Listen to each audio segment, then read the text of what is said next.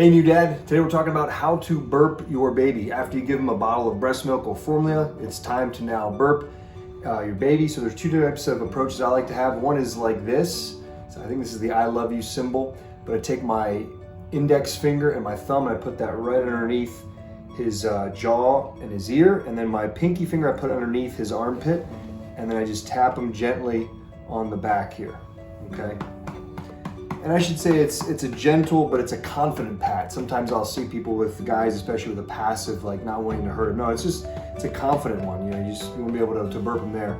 The next one, burp maneuver, is to put the cloth over you and actually have him come up like this, and then give him another burp right here, just on the back like that.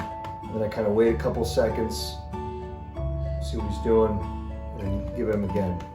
So that's it. And how to burp your baby. One is like this, underneath the neck there, and then just, this is the classic one right here. All right, and remember, New Dad, you got this.